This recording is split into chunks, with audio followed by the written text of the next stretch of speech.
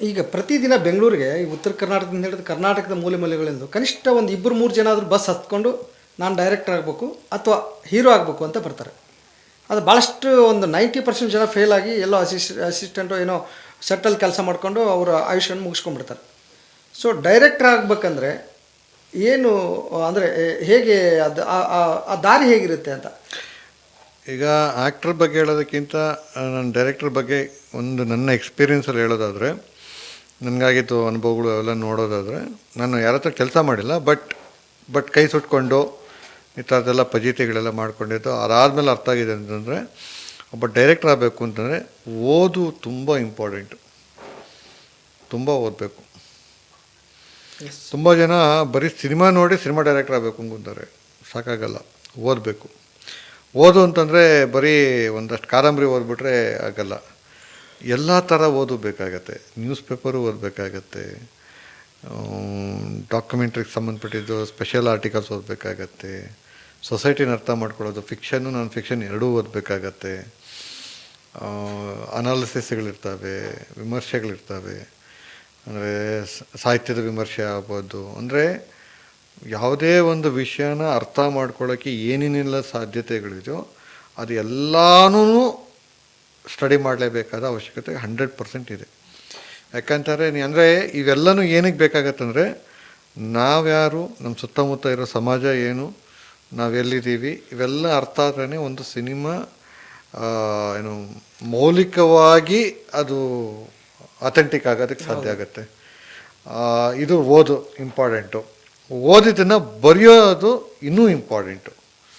ಯಾಕಂದರೆ ಓದಿದ್ದೆಲ್ಲನೂ ನಮ್ಗೆ ಅರ್ಥ ಆಗಿದೆ ಅಂತ ಗೊತ್ತಾಗಬೇಕು ಅಂತಂದರೆ ನಾವು ಎಷ್ಟರ ಮಟ್ಟಿಗೆ ಅದನ್ನ ಅರ್ಥ ಮಾಡ್ಕೊಂಡಿದ್ದೀವಿ ಅಂತ. ನಾವು ಓದಿದ್ದನ್ನು ಅರ್ಥ ಏನು ಮಾಡ್ಕೊಂಡಿದ್ದೀವಿ ಅದ್ರ ಬಗ್ಗೆ ಬರಿಬೇಕು. ಬರೆದಿದ್ದನ್ನು ಇನ್ನೊಬ್ರು ಕೊಡಬೇಕು. ಅವ್ರಿಗೆ ನಾವು ಏನು ಯೋಚನೆ ಮಾಡ್ತಾಯಿದ್ದೀವಿ ಅನ್ನೋದು ಅವ್ರಿಗೂ ಅದಷ್ಟೇ ಎಫೆಕ್ಟಿವ್ ಆಗಿ ಕನ್ವೆ ಆದಾಗ ಮಾತ್ರ ರೈಟಿಂಗೂ ಒಳ್ಳೆ ರೈಟಿಂಗ್ ಅಂತ ಅನ್ಸ್ಕೊಳುತ್ತೆ. ಬರೆದಿದ್ದೆಲ್ಲ ರೈಟಿಂಗ್ ಆಗಲ್ಲ. ಓಕೆ, ನಾವು ಬರೆಯೋ 3 ಲೈನೂ ಇನ್ನೊಬ್ಬರಿಗೆ ನಾವು ಏನು ಹೇಳ್ತಾ ಇದ್ದೀವಿ ಅನ್ನೋದ್ರ ಬಗ್ಗೆ ಸ್ಪಷ್ಟತೆ ಕೊಡಬೇಕು. ಸೊ ಇದೊಂದು ಪ್ರೋಸೆಸ್ ಇದು. ಸೊ ಓದು, ಕಲಿ ನೋಡಬೇಕು. ಸಿನಿಮಾ ನೋಡಬಾರ್ದು ಅಂತಲ್ಲ, ಸಿನಿಮಾನೂ ನೋಡಬೇಕು. ಸಿನಿಮಾ ನೋಡೋದು ಅಂತಂದರೆ ನಿಮಗೆ ಬರೀ ತೆಲುಗು, ಕನ್ನಡ ಈ ಥರದ್ದಲ್ಲ, ಇಂಡಿಯನ್ ಸಿನಿಮಾಗಳೆಲ್ಲ ನೋಡಬೇಕು. ಅದ್ರ ಜೊತೆಗೆ ಜಗತ್ತಿನ ಸಿನಿಮಾಗಳು ನೋಡಬೇಕು. ಜೊತೆಗೆ ನೀವು ಯಾವ ಭಾಷೆಯಲ್ಲಿ ಕನ್ನಡ ಸಿನಿಮಾ ಮಾಡಬೇಕು ಅಂತ ಬಂದರೆ ಕನ್ನಡ ಸಿನಿಮಾ ಭಾಷೆಯ ಸಿನಿಮಾಗಳನ್ನು ನೋಡಿ ಅರ್ಥ ಮಾಡ್ಕೋಬೇಕು. ಸೊ ಇವು ಅರ್ಥ ಮಾಡಿಕೊಂಡು ಕೊನೆಗೆ ನಿಮ್ಮದೇ ಆದ ಒಂದು ಸ್ಟ್ಯಾಂಡ್ ಪಾಯಿಂಟ್ ತೊಗೋಬೇಕು. ಇದಕ್ಕೆ ತುಂಬ ಚರ್ಚೆಗಳು ಮಾಡಬೇಕಾಗತ್ತೆ, ತುಂಬ ಜನ ಜೊತೆ ಡಿಸ್ಕಸ್ ಮಾಡಬೇಕಾಗತ್ತೆ. ಸಿನಿಮಾದವರು, ಸಿನಿಮಾದ ಆಚೆ ಇರೋರು ಎಲ್ಲರೂ ಅರ್ಥ ಮಾಡ್ಕೋಬೇಕಾಗತ್ತೆ. ಇದೊಂದು ಲಾಂಗ್ ಪ್ರೋಸೆಸ್ ಇದು. ಇಷ್ಟೆಲ್ಲ ಅರ್ಥ ಮಾಡ್ಕೊಂಡ ಮೇಲೆ ನೀವು ಸಿನಿಮಾದಲ್ಲಿ ಯಾವುದಾದ್ರೂ ಒಂದು ಡಿಪಾರ್ಟ್ಮೆಂಟಲ್ಲಿ ಅಟ್ಲೀಸ್ಟ್ ಒಂದು 5-10 ವರ್ಷ ಆದರೂ ಕೆಲಸ ಮಾಡಬೇಕು. ಅಟ್ಲೀಸ್ಟ್ ಒಂದು 3 ವರ್ಷ ಆದರೂ ಕೆಲಸ ಮಾಡಬೇಕು. ತುಂಬ ಜನ 6 ತಿಂಗಳು ಕೆಲಸ ಮಾಡಿಬಿಟ್ಟು ಡೈರೆಕ್ಷನ್ ಮಾಡಬೇಕು ಅಂತ ಹೋಗ್ತಾರೆ. ಅದು ಆಗಲ್ಲ. ಅದು ತುಂಬ ಜನ ನಾನು ಯೂಟ್ಯೂಬಲ್ಲಿ ನೋಡಿದ್ದೀನಿ, ನಾನು ಸಿನಿಮಾ ಅರ್ಥ ಮಾಡ್ಕೊಂಡಿದ್ರು ಆಗಲ್ಲ ಅದು.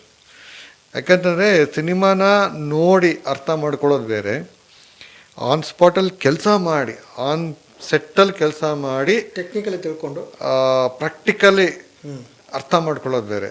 ಸೊ ನಿಮಗೆ ಸಿನಿಮಾ ಅಂತಂದರೆ ಹೇಗಾಗತ್ತೆ ಅನ್ನೋದ್ರ ಬಗ್ಗೆ ಒಂದು ಕ್ಲಾರಿಟಿ ಬರಬೇಕು ಅಂದರೆ ಅಟ್ಲೀಸ್ಟ್ ಒಂದು ಬೇರೆ ಬೇರೆ ಬಡ್ಜೆಟ್ನ ಬೇರೆ ಥರದ ಒಂದು 7 ಪ್ರಾಜೆಕ್ಟ್ ಆದರೂ ಮಿನಿಮಮ್ ಮಾಡಿದ್ರೆ ಮಾತ್ರ ನಿಮ್ಗೊಂದು ಬೇಸಿಕ್ ಅರ್ಥ ಆಗುತ್ತೆ. ಒಂದರಲ್ಲಿ ಅರ್ಥ ಆಗೋದಿಲ್ಲ. ಇನ್ಸ್ಟಿಟ್ಯೂಷನಲ್ಲಿ 100% ಯಾರೂ, ಅದು FTA ಆಗಲಿ ಎಲ್ಲೇ ಆಗಲಿ 100% ನಿಮ್ಗೆ ಯಾರೂ ಪೂರ್ತಿಯಾಗಿ ಸಿನಿಮಾನ ಕಲ್ಸೋಕ್ಕೆ ಸಾಧ್ಯ ಇಲ್ಲ. ಈಗ FTA ಬಂದವರು ತುಂಬ ಜನ ಸಡನ್ನಾಗಿ ಫಸ್ಟ್ ಸಿನಿಮಾನೇ ಮಾಡಿರ್ಬೋದು, ಬಟ್ 100% ನಿಮಗೆ, ಯಾಕಂತಂದರೆ FTAಯಲ್ಲಿ ಬಡ್ಜೆಟ್ ಇಲ್ಲದೆ ಶೂಟ್ ಮಾಡೋದು ಹೇಳ್ಕೊಡಲ್ಲ. ಓಕೆ, ಯಾವುದೋ ಒಂದು ಲೊಕೇಶನ್ಗೆ ಹೋದಾಗ ಅಲ್ಲಿ ಅನ್ಎಕ್ಸ್ಪೆಕ್ಟೆಡ್ ಆದಂಥ ಪ್ರಾಬ್ಲಮ್ಸ್ ಬರುತ್ತೆ. ಪರ್ಮಿಷನ್ ಸಿಗಲ್ಲ, ಸಡನ್ನಾಗಿ ಲೊಕೇಶನ್ ಚೇಂಜ್ ಮಾಡಬೇಕಾಗತ್ತೆ, ಇನ್ನೇನೋ ಪ್ರಾಪರ್ಟಿ ಬಂದಿರಲ್ಲ, ಆರ್ಟ್ ರೆಡಿ ಇರಲ್ಲ. ಇದ್ರ ಮಧ್ಯಲ್ಲೂ ಶೂಟಿಂಗ್ ಮಾಡಬೇಕು ಅಂದರೆ ಹೇಗೆ ಅಂತ ಇನ್ಸ್ಟಿಟ್ಯೂಷನ್ ಕಲಿಸಲ್ಲ, ಪ್ರಾಕ್ಟಿಕಲ್ ಆಗಿರೋದೇ ಕಲಿಸೋದು. ಆಮೇಲೆ ಇದು ಕೂಡ ಸೃಜನಶೀಲ ಆಗಿರೋದ್ರಿಂದ ಈಗ ಒಂದು ನಾವು ಕ್ಯಾಮ್ರಾ ಹಿಡಿತೀವಿ ಅಂತಂದರೆ ಆ ಕ್ಯಾಮ್ರಾ ಇಮೇಜಲ್ಲಿ ನಾವು ಯಾವ ಟಾಪ್ ಆ್ಯಂಗಲಲ್ಲಿ ತೊಗೋತೀವಿ, ಯಾವ ಎಲ್ಲಿ ಹೇಗೆ ಅದ್ರ ಸುತ್ತಮುತ್ತ ಅದು ಥಿಯರಿ. ಅದು ಥಿಯರಿ ಬೇರೆ. ನಾನು ಹೇಳ್ತಾ ಇರೋದು ಥಿಯರಿ ಜೊತೆಗೆ ಬೇಕಾಗಿರೋಂಥ ಉಳಿದ ಪಾಯಿಂಟ್ಸು. ಪ್ರೊಡಕ್ಷನ್ ಅಂದರೆ ಏನು ಅಂತ ಗೊತ್ತಿರಬೇಕು, ಪ್ರೊಡಕ್ಷನ್ ಡಿಸೈನ್ ಅಂದರೆ ಏನು ಅಂತ ಗೊತ್ತಿರಬೇಕು, ಶೆಡ್ಯೂಲ್ ಮಾಡೋದು ಗೊತ್ತಿರಬೇಕು, ಸ್ಕೆಡ್ಯೂಲ್ ಹೇಗೆ ಮಾಡ್ಕೋಬೇಕು, ಕೋಆರ್ಡಿನೇಷನ್ ಹೇಗೆ ಮಾಡಬೇಕು, ನಿಮ್ಮ ಡೈರೆಕ್ಷನ್ ಮಾಡೋವಾಗ ನಿಮ್ಮನ್ನು ಅಂದರೆ ಇಡೀ ಸಿನಿಮಾದಲ್ಲಿ ಡೈರೆಕ್ಟ್ರ್ ಪೋಸ್ಟ್ ಎಷ್ಟು ಇಂಪಾರ್ಟೆಂಟ್ ಅಂತಂದರೆ ಡೈರೆಕ್ಟ್ರು ಓಕೆ ಅಂತೀರ ಅಲ್ಲಿರೋ ಒಂದು ಟ್ರಾಲಿನೂ ಇನ್ನೊಂದು ಕಡೆ ಶಿಫ್ಟ್ ಆಗಲ್ಲ, ಎಸ್ ಒಂದು ಕ್ಯಾಮ್ರಾದ ಸ್ಟ್ಯಾಂಡನ್ನು ಇನ್ನೊಂದು ಕಡೆ ಶಿಫ್ಟ್ ಆಗಲ್ಲ. ಅದೊಂದು ಪೊಸಿಷನ್ ಇಟ್ಟ ಮೇಲೆ ಡೈರೆಕ್ಟ್ರ್ ಹೇಳ್ದೇ ಚೇಂಜ್ ಆಗೋದು. ಓಕೆ, ಒಬ್ಬ ಆರ್ಟಿಸ್ಟ್ ಪೊಸಿಷನ್ ಚೇಂಜ್ ಆಗಲ್ಲ, ಒಬ್ಬ ಆ್ಯಕ್ಟ್ರ್ ಸುಮ್ಮನೆ ಹಿಂಗೆ ಬರೋಕ್ಕಾಗಲ್ಲ, ಡೈರೆಕ್ಟ್ರ್ ಹೇಳಿದ್ರೇ ಇದೇ ಆ್ಯಂಗಲ್ ಬರಬೇಕು ನಮ್ಮ ಮಾತ್ರ ಬರೋದು. ಸೊ ಇಷ್ಟು ಇಂಪಾರ್ಟೆಂಟು. ಅಲ್ಲಿ ಕೆಲಸ ಮಾಡೋ 40 ಜನ ಕಣ್ಣು ಡೈರೆಕ್ಟ್ರ್ ಮೇಲೆ ಇರುತ್ತೆ, ಡೈರೆಕ್ಟ್ರ್ ನೆಕ್ಸ್ಟ್ ಏನು ಹೇಳ್ತಾರೆ ಅಂತ. ಈ ಅಲರ್ಟ್ನೆಸ್ನ ಇಷ್ಟು ಜನನ ಅರ್ಥ ಮಾಡಿಕೊಂಡು ನೀವು ಕೆಲಸ ಮಾಡೋದು ಹೇಗೆ ಅಂತ ಗೊತ್ತಾಗಬೇಕು ಅಂದರೆ ಪ್ರಾಕ್ಟಿಕಲ್ ಎಕ್ಸ್ಪೀರಿಯನ್ಸ್ ತುಂಬ ಇಂಪಾರ್ಟೆಂಟ್ ಬೇಕೇ ಬೇಕು. ಅಟ್ಲೀಸ್ಟ್ ಒಂದು 3 ರಿಂದ 5 ಮಿನಿಮಮ್ ಪ್ರಾಜೆಕ್ಟ್ಸಲ್ಲಿ ಸ್ಟಾರ್ಟಿಂಗಿಂದ ಅಪ್ ಟು ಸ್ಕ್ರೀನಿಗೆ ಬರೋವರೆಗೂ ಕೆಲಸ ಮಾಡಬೇಕು. ಬರೀ ನೀವು ಪ್ರೀ ಪ್ರೊಡಕ್ಷನ್ ಮಾಡಿದ್ರೆ ಸಿನಿಮಾ ಅರ್ಥ ಆಗಲ್ಲ, ಬರೀ ಶೂಟಿಂಗ್ ಕೆಲಸ ಮಾಡೋದು ಅರ್ಥ ಆಗಲ್ಲ. ರೈಟಿಂಗಿಂದ ಹಿಡಿದು ಅಪ್ ಟು ಸ್ಕ್ರೀನ್ ಬರೋವರೆಗೂ, ಇವತ್ತಿಗೆ ಥಿಯೇಟ್ರ್ ಬರೋವರೆಗೂ ನೀವು ಕೆಲಸ ಮಾಡಿದ್ರೆ ಮಾತ್ರ ಒಬ್ಬ ಡೈರೆಕ್ಟ್ರ್ ಕೆಲಸ ಎಷ್ಟಿರುತ್ತೆ, ಹೇಗಿರುತ್ತೆ, ಇವೆಲ್ಲ ಅರ್ಥ ಆಗುತ್ತೆ. ಇದು ಏನು ಪ್ರಾಕ್ಟಿಕಲ್ ಎಕ್ಸ್ಪೀರಿಯೆನ್ಸು. ಇದ್ರ ಜೊತೆಗೆ ಥಿಯರಿಗಳು ಇಲ್ಲಿ ಇಂಪಾರ್ಟೆಂಟು. ಸಿನಿಮಾ ಅನ್ನೋದು ವಿಜುವಲ್ ಲ್ಯಾಂಗ್ವೇಜು, ಇದನ್ನು ಫಸ್ಟ್ ಅರ್ಥ ಮಾಡ್ಕೋಬೇಕು. ಎಲ್ಲನೂ ಬರೀ ಬಾಯಿ ಮಾತಲ್ಲಿ ಹೇಳೋದಲ್ಲ. ಮತ್ತು ನೀವು ಅನಾಲಿಸಿಸನ್ನು ತುಂಬ ಡೀಪಾಗಿ ಮಾಡಬೇಕಾಗುತ್ತೆ. ಇದು ನಾನು ಎಷ್ಟೊತ್ತು ಹೇಳಿದ್ರೆ ಪ್ರಾಕ್ಟಿಕಲ್ ಆಯ್ತಲ್ಲ, ಈಗ ಥಿಯರಿಗೆ ಬರ್ತೀನಿ. ವಿಜುವಲ್ ಲ್ಯಾಂಗ್ವೇಜ್, ಪ್ರತಿ ಒಂದು ಬಣ್ಣಕ್ಕೂ ಅದರದ್ದೇ ಆದ ಒಂದು ಪಾಲಿಟಿಕ್ಸ್ ಇರುತ್ತೆ. ಪಾಲಿಟಿಕ್ಸ್ ಅಂತಂದರೆ ಬರೀ ಏನು ಕಾಂಗ್ರೆಸ್ಸು, BJP, ಜನತಾದಳ ಇದಲ್ಲ. ಒಂದು ಬಣ್ಣ ಇನ್ನೊಂದರ ಬಣ್ಣದ ಮೇಲೆ ಯಾವ ಥರ ಪ್ರಭಾವ ಬೀರುತ್ತೆ, ಆ ಪಾಲಿಟಿಕ್ಸ್ ಏನು. ಒಂದು ಬಣ್ಣ ಇಟ್ಟಿದ ತಕ್ಷಣ ಅದಕ್ಕೊಂದು ಅದರದೇ ಆದ ಒಂದು ಪೊಲಿಟಿಕಲ್ ಸ್ಟೇಟ್ಮೆಂಟ್ ಆಗುತ್ತೆ. ಕೆಂಪು ಬಣ್ಣ ಇಟ್ಟರೆ ಅದರ ಪೊಲಿಟಿಕಲ್ ಸ್ಟೇಟ್ಮೆಂಟ್ ಬೇರೆ, ಕೇಸರಿ ಬಣ್ಣ ಇಟ್ಟರೆ ಅದರ ಪೊಲಿಟಿಕಲ್ ಸ್ಟೇಟ್ಮೆಂಟ್ ಬೇರೆ, ಹಸಿರು ಇಟ್ಟರೆ ಅದರ ಸ್ಟೇಟ್ಮೆಂಟೇ ಬೇರೆ ಆಗುತ್ತೆ. ಈಗ ನಮ್ಮ ಬಾವುಟನೇ ತಗೊಳ್ಳೋದಾದರೆ, ಭಾರತದ ಬಾವುಟನ ತಗೊಳ್ಳೋದಾದರೆ ಆ 3 ಬಣ್ಣ ಮತ್ತು 4ನೇದು ನೀಲಿ ಬಣ್ಣ ಇದೆಯಲ್ಲ, 4 ಬಣ್ಣ 4 ಅರ್ಥ ಹೇಳುತ್ತೆ. ಆ ಕಾರಣಕ್ಕೆ ನಾವು 4 ಬಣ್ಣ ಇರುವಂಥದ್ದು ಬಾವುಟನ ನಮ್ಮ ರಾಷ್ಟ್ರ ಧ್ವಜ ಅಂತ ತಗೊಂಡಿದ್ದೀವಿ. ಆ ಅರ್ಥನ ಸಿನಿಮಾದಲ್ಲಿ ಅರ್ಥ ಮಾಡ್ಕೋಬೇಕು. ಹಾಕೋ ಬಟ್ಟೆ, ಹಿಂದ್ಗಡೆ ಬ್ಯಾಕ್ಗ್ರೌಂಡು, ಇದ್ರ ಬಗ್ಗೆ ಅರ್ಥ ಮಾಡ್ಕೋಬೇಕು. ಒಂದು ಕಾಂಪೋಸಿಷನ್ ನೀವು ಕ್ಲೋಸಪ್ಪಲ್ಲಿ ಹೇಳಿದ್ರೆ ಯಾವ ಥರ ಮೀನಿಂಗ್ ಕೊಡುತ್ತೆ, ವೈಡಲ್ಲಿ ಹೇಳಿದಾಗೆ ಯಾವ ಥರ ಅರ್ಥ ಕೊಡುತ್ತೆ, ಅದನ್ನ ಮಿಡ್ ಶಾರ್ಟಲ್ಲಿ ಹೇಳಿದ್ರೆ ಹೆಂಗೆ ಏನು ಅರ್ಥ ಕೊಡುತ್ತೆ, ಇದನ್ನು ಅರ್ಥ ಮಾಡ್ಕೋಬೇಕು. ಮತ್ತು ಮೂಮೆಂಟಲ್ಲಿ ಅಂದರೆ ಕ್ಯಾಮ್ರಾನ ಟ್ರೈಪಾಡ್ ಮೇಲೆ ಇಟ್ಬಿಟ್ಟು ಸ್ಟಡಿಯಾಗಿ ಹೇಳೋ ಶಾರ್ಟ್ಸ್ ಏನು ಅರ್ಥ ಕೊಡುತ್ತೆ, ಅದನ್ನು ಡಿಸ್ಟರ್ಬೆನ್ಸ್ ಶಾರ್ಟ್ಸ್ ಹೇಗೆ ಕೊಡುತ್ತೆ, ಹ್ಯಾಂಡಲ್ ಶಾರ್ಟ್ಸ್ ಏನು ಅರ್ಥ ಕೊಡುತ್ತೆ, ಶೋಲ್ಡ್ರ್ ಮೇಲೆ ಇಟ್ಕೊಂಡು ತೆಗೆದ್ರೆ ಯಾವ ಥರ ಅರ್ಥ ಕೊಡುತ್ತೆ, ಅದನ್ನ ಸ್ಟಡಿ ಶಾರ್ಟ್ಸ್ ಅಂದರೆ ಗಿಂಬಲ್ ಇಟ್ಕೊಂಡು ತೆಗೆದ್ರೆ ಏನು ಅರ್ಥ ಕೊಡುತ್ತೆ, ಟ್ರ್ಯಾಕ್ ಹಾಕಿದ್ರೆ ಏನಾಗುತ್ತೆ. ಮತ್ತು ನೀವು ಟಾಪಿಂದ ತೋರಿಸಿದ್ರೆ ನೀವು ಆಬ್ಜೆಕ್ಟ್ ಹೇಗೆ ನೋಡ್ತಾ ಇದ್ದೀರಾ, ಅಂದರೆ ನೀವೊಂದು ಸಬ್ಜೆಕ್ಟ್ನ ಟಾಪಿಂದ ನೋಡೋದಕ್ಕೂ ಲೋ ಆ್ಯಂಗಲಿಂದ ನೋಡೋದಕ್ಕೂ ಅರ್ಥ ಚೇಂಜ್ ಆಗುತ್ತೆ. ಈಗ ಎಕ್ಸಾಂಪಲ್ ಹೀರೋನ ಸುಮ್ಮನೆ ಹಿಂಗೆ ಕ್ಯಾಮ್ರಾ ಇಟ್ಬಿಟ್ಟು ಹಿಂಗೆ ಬಂದು ನಿಂತ್ಕೊಂಡ್ರೆ ಅದು ಏನು ಅಂತ ಎಫೆಕ್ಟ್ ಆಗೋಲ್ಲ. ಅದೇ ಲೋ ಇಂದ ಹಿಂಗೆ ತೆಗೆದು ಅವನ್ನ ಎಸ್ಟಾಬ್ಲಿಷ್ ಮಾಡಿದ್ರೆ ಸೊ ಅದೇನು ಅರ್ಥ ಕೊಡುತ್ತೆ, ಹೇಗೆ ಇಂಪ್ಯಾಕ್ಟ್ ಆಗುತ್ತೆ. ಒಂದು ಶಾರ್ಟು ಕಟ್ ಮಾಡೋವಾಗ ಅದು ನೀವು ಹೇಗೆ ಅದನ್ನು ಥಿಯರಿಟಿಕಲಿ ಅದನ್ನು ಎಫೆಕ್ಟಿವ್ ಮಾಡ್ಬೋದು. ಒಂದು ಸಬ್ಜೆಕ್ಟ್ನ ಇನ್ನೊಂದು ಸಬ್ಜೆಕ್ಟ್ ಜೊತೆ ಕೊಲಾಬ್ರೇಷನ್ ಮಾಡೋದಕ್ಕೆ ಇದೆಲ್ಲ ಗೊತ್ತಿಲ್ಲದೆ ಕೆಲವರು ಹೊಸ ಮೊದಲನೇ ಸಿನಿಮಾ ಡೈರೆಕ್ಷನ್ ಮಾಡ್ತಾರಲ್ಲ, ಎಲ್ಲೂ ಅಸ್ಟೆಂಟಾಗಿ ಮಾಡಿದೆ ನನಗೊಂದು ಏನೋ ಇಮೇಜ್ ಇರುತ್ತೆ. ಆ ಇಮೇಜ್ ಬರಬೇಕಾದ್ರೆ ಈಗ ತಾಂತ್ರಿಕವಾಗಿ ಈ ಥರದ್ದೆಲ್ಲ ಹೇಳ್ಕೊಡೋರು ನಮಗೆ ಸಿಗ್ತಾರೆ. ಬಟ್ ನನ್ನ ಇಮೇಜನ್ನು ಹೇಳ್ಕೊಡೋರು ಯಾರು ಸಿಗಲ್ಲ. ಅದಕ್ಕೆ ಜೀವನ, ಸಮಾಜ, ಅನುಭವ ಎಲ್ಲ ತುಂಬ ಇಂಪಾರ್ಟೆಂಟ್ ಆಗುತ್ತೆ. ನಿಮ್ಮ ಕಲಿಕೆ ಇಂಪಾರ್ಟೆಂಟ್ ಆಗುತ್ತೆ. Yes sir. ಈಗ ನಿಮ್ಮ ಎಲ್ಲ ತುಂಬ ಜನ ಸಿನಿಮಾ ನೋಡ್ತಾರೆ, ಸಿನಿಮಾನ ಯಾರು ಓದಲ್ಲ. ಮತ್ತೆ ನಮ್ಮಲ್ಲಿರೋಂಥ ತುಂಬ ದೊಡ್ಡ ಕೊರತೆ ಅಂತಂದರೆ ನಮ್ಮ ಇಡೀ ಕರ್ನಾಟಕದಲ್ಲಿ ಅಂದರೆ ಸಿನಿಮಾ ನೋಡೋರಿಗೆ ಸಿನಿಮಾದ ಓದೋದು ಅನ್ನೋ ಕಲ್ಪನೆ ಇದೇನೋದ್ರ ಬಗ್ಗೆನೇ ತುಂಬ ಜನ ಗೊತ್ತಿಲ್ಲ.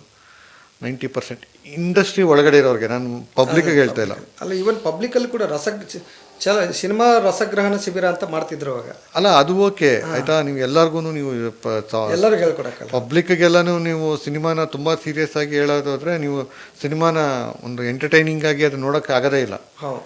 ಅದು ಪಾಪ್ಯುಲರ್ ಸಿನಿಮಾಗಳಿಗೆ ಬೇರೆ ಥರ ಸಮಸ್ಯೆ ಆಗುತ್ತೆ. ಬಟ್ ನಾನು ಹೇಳೋದೇನಂತಂದರೆ ಸಿನಿಮಾದ ಒಳಗಡೆ ಇರೋರು ಇದನ್ನು ಅರ್ಥ ಮಾಡ್ಕೊಳ್ದಿರೋಂಥವ್ರು ತುಂಬ 90% ಜನ ಇದ್ದಾರೆ. ಹೌದೌದು. ಇವತ್ತಿನವರೆಗೂ ಯಾಕೆ ಇದಕ್ಕೆ ಟ್ರ್ಯಾಕ್ ಶಾಟ್ ಹಾಕಬೇಕು, ಇದನ್ನು ಯಾಕೆ ನಿಂತ್ಕೊಂಡು ಹೇಳಬೇಕು, ಯಾಕೆ ಇದನ್ನು ಕಲರು ಸ್ಕೀಮ್ ಮ್ಯಾಟ್ರ್ ಆಗುತ್ತೆ, ಕಲರ್ ಪ್ಯಾಲೆಟ್ ಯಾಕೆ ಮ್ಯಾಟ್ರ್ ಆಗುತ್ತೆ, ಲೈಟ್ ಅನ್ನೋದು ಮೂಡ್ ಯಾಕೆ ಮ್ಯಾಟ್ರ್ ಆಗುತ್ತೆ, ಅದರ ಥಿಯರಿಗಳೇನು ಹೇಳುತ್ತೆ, ಸೊ ಮತ್ತು ಕ್ಯಾರೆಕ್ಟರ್ದು ಪರ್ಫಾರ್ಮೆನ್ಸ್ನ ಯಾವ ಥರದಲ್ಲಿ ಪೋರ್ಟ್ರೇಟ್ ಮಾಡಬೇಕು, ಮತ್ತು ಹೆಣ್ಣನ್ನು ರೆಪ್ರೆಸೆಂಟ್ ಮಾಡೋವಾಗ ಅದರಲ್ಲಿ ಇರಬೇಕಾದ ಸೂಕ್ಷ್ಮತೆಗಳೇನು, ಅವ್ರಿಗೆ ಯಾವ ಥರ ಬಟ್ಟೆ ಹಾಕಿದ್ರೆ ಅವ್ರು ಯಾವ ಥರ ಪೋರ್ಟ್ರೇಟ್ ಹಾಕ್ತಾರೆ, ಕಲರ್ ಆಯಿತಾ, ಕಲರ್ ಟೋನ್ಗೆ ಸಂಬಂಧಪಟ್ಟಿದ್ದಾಗ್ಬೋದು, ಸ್ಕಿನ್ ಟೋನ್ಗೆ ಸಂಬಂಧಪಟ್ಟಿದ್ದಾಗ್ಬೋದು, ಪ್ರತಿಯೊಂದೂ ಮ್ಯಾಟ್ರ್ ಆಗುತ್ತೆ. ಸೊ ಇದನ್ನೆಲ್ಲ ಎಷ್ಟು ನೀವು ಅರ್ಥ ಮಾಡ್ಕೊತೀರೋ, ಎಷ್ಟು ಡೀಪಾಗಿ ಇಳಿತೀರೋ, ನಿಮ್ಮ ಸಿನಿಮಾಗಳು ಅದನ್ನು ಬಾಕ್ಸ್ ಆಫೀಸ್ ಹಿಟ್ಟನ್ನು ಯಾವತ್ತೂ ಮ್ಯಾಟ್ರ್ ತಗೋಬಾರ್ದು. ದುರಂತ ಏನಂತಾರೆ, ಇವತ್ತು ಸಿನಿಮಾ ಬಗ್ಗೆ ಮಾತಾಡೋದಕ್ಕಿಂತ ಹೆಚ್ಚಾಗಿ ಎಲ್ಲರೂ ಸಿನಿಮಾ ಕಲೆಕ್ಷನ್ ಬಗ್ಗೆ ಮಾತಾಡ್ತಾರೆ. ಅದು ನಮ್ಮ ಇಡೀ ಸಮಾಜದ ದುರಂತ ಅದು. ಯಾಕಂದರೆ ದುಡ್ಡು ಬಂದ್ರೂ ಹೋದ್ರೂ ಆಡಿಯನ್ಸ್ಗೆ ಏನು ಮ್ಯಾಟ್ರ್ ಆಗಲ್ಲ, ಅವ್ರ ಜೇಬಿಂದ ದುಡ್ಡು ಹೋಗಿರುತ್ತೆ ಅಷ್ಟೇ. ಆ ಸಿನಿಮಾ ಎಷ್ಟು ದುಡ್ಡು ಕಲೆಕ್ಷನ್ ಆಗಿದೆ ಅನ್ನೋದ್ರಿಂದ ಆಡಿಯನ್ಸ್ಗೇನು ಮ್ಯಾಟ್ರ್ ಆಗಲ್ಲ. ಅದೇನಿದ್ರು ಡೈರೆಕ್ಟರ್ಗೆ, ಪ್ರೊಡ್ಯೂಸರ್ಗೆ, ಆ್ಯಕ್ಟರ್ಗಳಿಗೆ, ಆ ಸಿನಿಮಾ ಟೀಮ್ಗೆ ಅಷ್ಟೇ ಮ್ಯಾಟ್ರ್ ಆಗೋದು. ಬಟ್ ಸಿನಿಮಾ ಚೆನ್ನಾಗಿದೆಯಾ ಚೆನ್ನಾಗಿಲ್ಲ ಅನ್ನೋದು ಸೊಸೈಟಿಗೆ ಮ್ಯಾಟ್ರ್ ಆಗುತ್ತೆ. ಸೊ ಇದ್ರ ಬಗ್ಗೆ ಚರ್ಚೆಗಳಾಗಲ್ಲ ನಮ್ಮಲ್ಲಿ, ಎಲ್ಲರೂ ಕಲೆಕ್ಷನ್ ಬಗ್ಗೆ ಮಾತಾಡ್ತಾ ಇದ್ದೀವಿ. ಸೊ ಸಿನಿಮಾ ಸಕ್ಸಸ್ ಅನ್ನೋದು ಬಿಟ್ಟು ಸಿನಿಮಾ ಎಷ್ಟು ಒಳ್ಳೆ ಸಿನಿಮಾ ಆಗಿದೆ ಅನ್ನೋದು ಇಂಪಾರ್ಟೆಂಟ್ ಆಗುತ್ತೆ.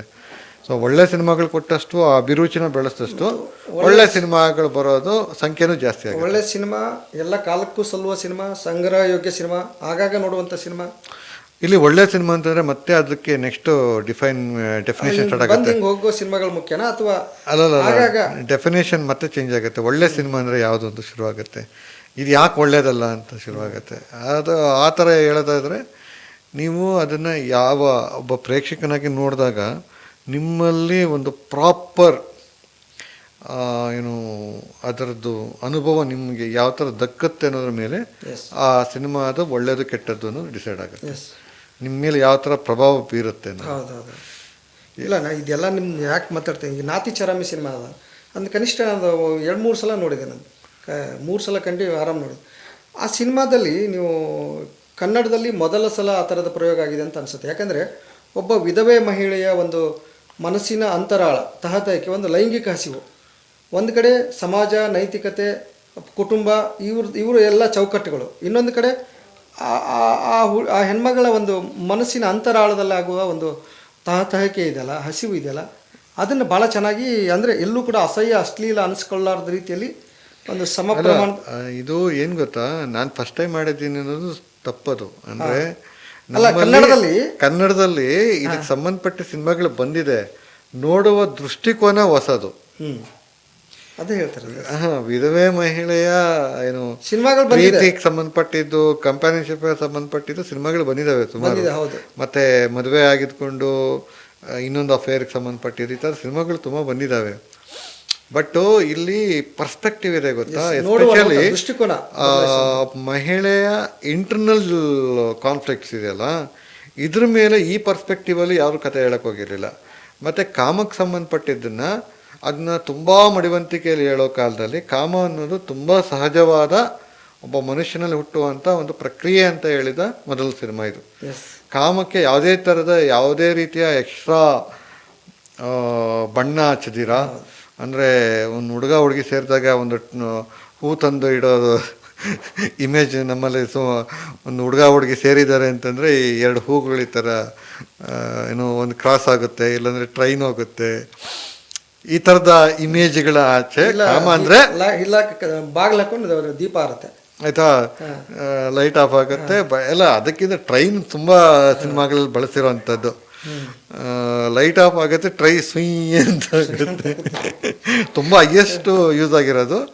ಅದು ಬಿಟ್ಟರೆ ಹಾಡುಗಳಲ್ಲಿ ಕೊನೆಯಲ್ಲಿ ಅವರಿಬ್ಬರಿಗೂ ಒಂದು ಸಂಬಂಧ ಹುಟ್ಟು ಮದುವೆ ಆಯಿತು ಅಂತಂದರೆ ಈ ಥರ 2 ಹೂಗಳು ಕ್ರಾಸ್ ಆಗುತ್ತೆ.